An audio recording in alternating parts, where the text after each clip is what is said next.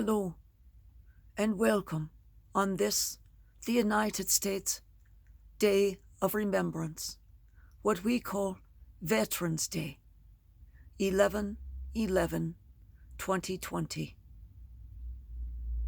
For my long-time followers or viewers, please look over my shoulder.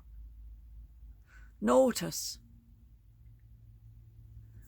I was able to change the plastic, finally. It wasn't easy. That's why I put it off for so long. But no more gorilla plastic put together with 100 pieces of tape.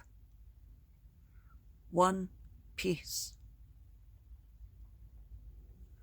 Our lesson today is titled About St. Paul's Letter to Titus. This book of the Bible is one that is rarely used. I believe in the 4 years, almost 4 years now, that we've been doing this. This is the first time we've had consecutive days from this book, and only the second time we've had any readings from it. St. Paul's letters to Titus. They are addressed to his assistant, Titus, who is a Gentile Christian, meaning he wasn't first a Jew.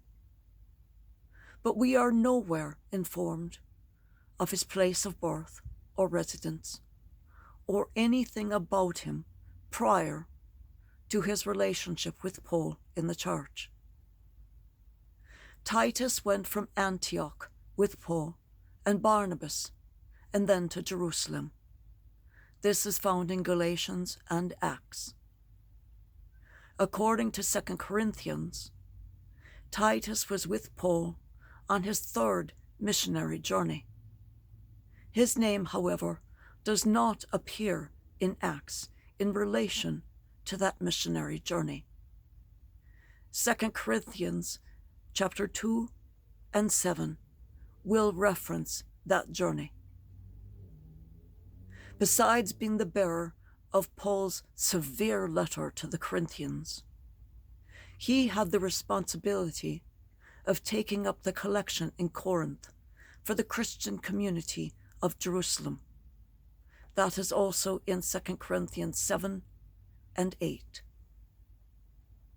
Here Titus is referenced as the administrator of the Christian community in Crete, charged with the task of organizing it through the appointment of presbyters and bishops.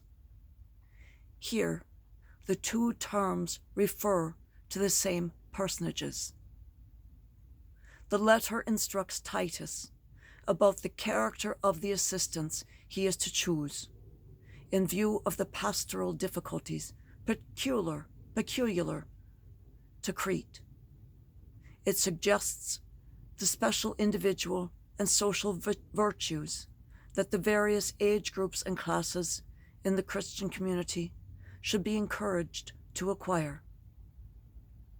The motivation for transformation of their lives comes from Christology, especially the redemptive sacrifice of Christ and his future coming, as applied through baptism and justification. The community is to serve as a leaven for Christianizing the social world about it. Good works are to be the evidence of their faith in God. Those who engage in religious controversy are, after suitable warning, to be ignored. And as in other places, due to the implied recency of Christ's future return, he was always expected to return within the lifetimes of his apostles. And then it was in the immediate churches created by the apostles, the lifetimes of those people, the immediate blood of Christ.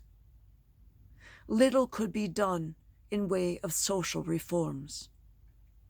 Why reform now, if the Saviour is going to return in a week and forgive me, and I can reform then? It was this delayed return that gave each of the longer-lived apostles a brief moment of doubt. But this only served to strengthen their faiths.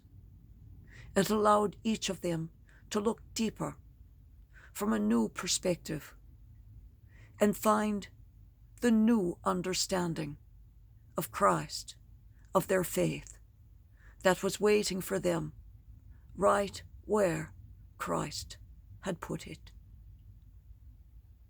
Sometimes questioning your faith is exactly what Christ wants you to do. Sometimes that's what he intends to happen, so you can get a deeper and closer understanding of him. I know that when I questioned, I would never, ever have discovered him in the way that I have. I would never, ever have found him.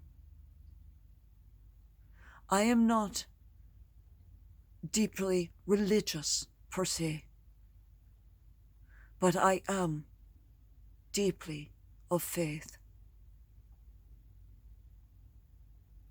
Peace of the Lord be with each of you all, and may the peace of God be with each who listens, reads, or watches, and peace unto the households with whom you all share these thoughts, these recordings, or these words every day.